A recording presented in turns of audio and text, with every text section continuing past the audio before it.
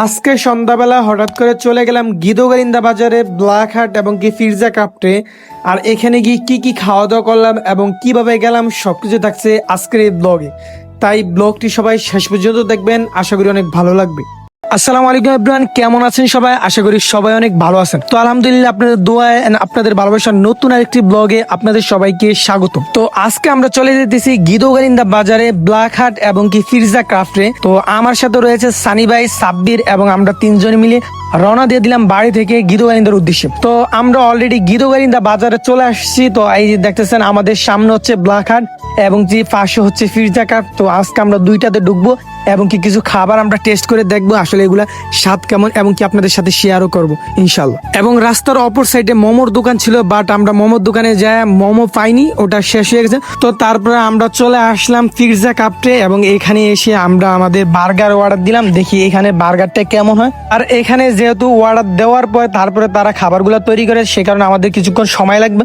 তো সে সময় অপেক্ষা করে আমরা সবাই মিলে একটু কথাবার্তা বললাম এবং কিছু ছবি তুলে নিলাম। তো দেখতেছেন অলরেডি আমাদের বার্গার কমপ্লিট। তো আমাদের সামনে এই যে আমাদের মামু, আমার বাইকনা সাব্বির, সে ওয়েটার হিসাবে বার্গার গুলো আমাদের সামনে নিয়ে আসলো।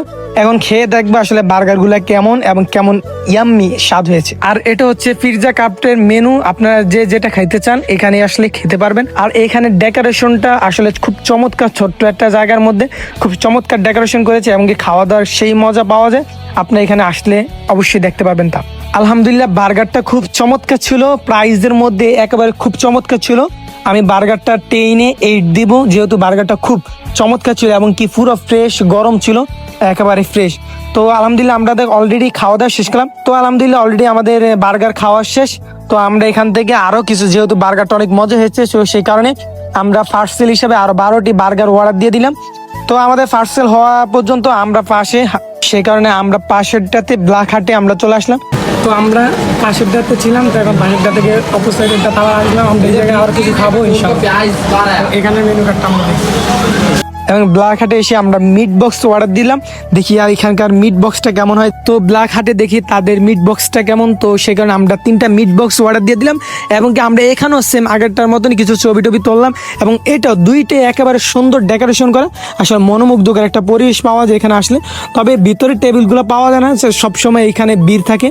এমনকি এখানে মেনু কার্ডটা আপনাদের সাথে শেয়ার করলাম, আপনারা চাইলে যে কোনো কিছু নিতে পারেন, অর্ডার করতে পারেন এবং কি পার্সেলও নিয়ে যেতে পারেন এবং কি বসে খেতেও পারে।